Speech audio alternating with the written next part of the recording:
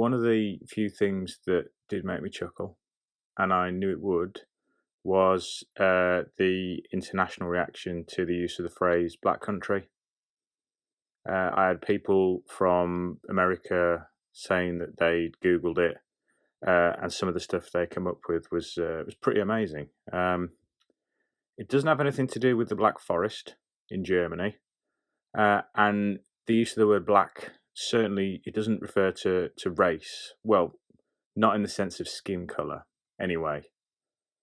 The Black Country, if you look at a map of the Midlands, is essentially the left-hand side of it, across from Birmingham. And if you wanted to define it, rather unhelpfully, the definition is that no two people from the Black Country can ever actually agree on what its borders are. In a modern context, it's recognised as 4 boroughs that sit next to each other, which are Walsall, Sandwell, Dudley, and Wolverhampton. Historically, it was a bit more nuanced than that, and a lot of people argued whether stuff was in or out of the Black Country.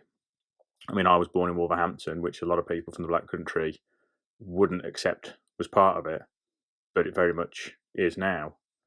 The use of the word black in describing the area goes back to the 1840s when the phrase Black Country, or Black Country as they pronounce it there, was used. The Midlands has always been an industrial heartland for the UK, and there were so many factories there belching out coal dust and soot and smoke that the phrase came from the fact that if, anecdotally, you hung a white bedsheet out during daylight hours, when you came to take it in later, it would be completely black with the soot that had been deposited on it. So you can imagine how great it was for people's lungs. There were all manner of industries spread across the Midlands at that time. You had glass, you had leather, you had metalwork, and they were exporting internationally around the world. Quite randomly, and about as far away from the sea as you can get, the anchor chains for the Titanic were constructed in a factory in Netherton, and there's still a replica Titanic anchor in the town centre in Netherton today. There's a strong suggestion, probably started by people from the Black Country, that when Tolkien wrote Lord of the Rings, he based Mordor on the Black Country. The fire and brimstone and smoke in the air. There's a slightly more strong argument that he based Bilbo Baggins on the mayor of Bilston at the time, who was a socialist named Ben Bilbo. And even today, if you visit the Black Country, it's a real strange landscape that's scarred by the industry of the past. There's miles of canals and towpaths. There's redundant railways, mines and tunnels, and it's a really strange environment to explain because a lot of it isn't naturally occurring, but it's been allowed to regress to a natural state because it's unused. There's only one rule to remember about people from the Black Country, and that's that they're not from Birmingham. They're not Brums. Don't call them that. They get very cross if you try and do that. The accents are completely different. Just understand the distinction, because Black Country folk get really upset if you ask, "Oh, you're from Birmingham then?"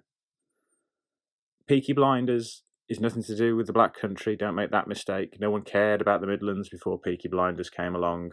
And the only time you get a Black Country gang depicted in Peaky Blinders, they're a bit thick, they get used, and they all get killed, which some people would argue is about right.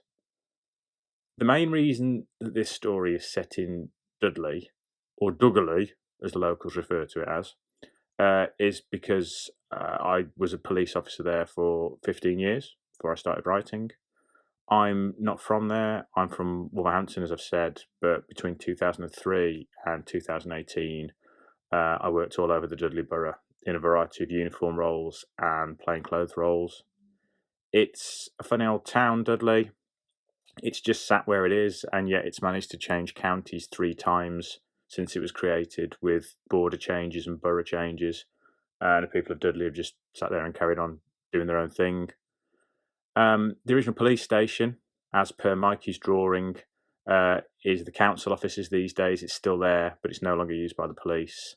The station that was there when I joined was a couple of streets away in Castle Street, but that has also closed down now with various changes. I've had to be quite creative with the depiction of the Dudley Borough Police, because in policing terms, they were only in existence for a relatively short space of time. The Dudley Borough Police were around between 1920 and 1966 when they were phased out to become a Midlands force. The station was certainly there. There would have been a small number of detectives working there dealing with murders and serious crimes. And the issues and attitudes of the police officers in the story towards certain communities and certain crime types are reflective back then as they are now, realistically. The Midlands has always been something of a focal point for gypsies and travellers, largely because it's the intersection of a lot of arterial routes through the UK. Most boroughs still have fixed sites for travellers. And so when I was looking for a backstory for the Nolan family from Morgan, it made sense to go with an Irish-themed monster as opposed to anything crazier. When I wrote the bedtime story script for Vampires of America, one thing I noted was that most societies, most cultures have an equivalent all over the world, an immortal entity that lives off the blood of living humans. And the same's true for the succubus. You go back through most major religions and cultures, and you'll find references to feminine demons who take your soul through the act of intercourse. I've updated our succubus, as I have with most of the myths I tend to look at, and ours is a bit grislier, a bit more vampiric or cannibalistic. I wasn't really able to find a standout equivalent in Irish folklore, so the name of the episode, which I'm not even going to try and butcher, is a Celtic term for an Irish fairy who takes a human lover, which is close enough. Stylistically, when I visualised it, all I had in my head was the dabso that Mikey had drawn for the Bedtime Stories episode I wrote. And so I asked him to replicate that, but to vary it slightly, which is how we came up with the look for our murderous sex demon. You can probably tell now there are a few more links between the episodes being rigged up. I'll tell you now, there's no current plans for the Nolans and their clan to come back again, but you will have not seen the last of old Inspector Armitage, who's going to go on to live an interesting life. One of the main reasons that I'm kind of doing these wider universe episodes is that I'm conscious I don't take up too much time in each episode on character development. So to me, a way around that is to then produce these side stories where there's a bit more development, a bit more padding. I think it's working. People tell me it's working, so I'll keep doing it, unless you tell me it's not working. Apart from the testimonials that are being rigged up, the next episode is Apex. We're going to be stepping away from Europe and visiting America again, and this time it will be the good people of North Carolina who are in the firing line. I've started to amass quite a strong gallery of helpers and supporters with the channel now. I'm very grateful to them.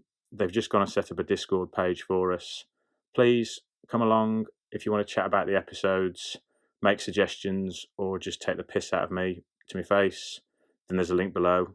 Come along, you're very welcome. We've also got the Patreon page. There's a link for that where you can get early access to the episodes and some exclusive content.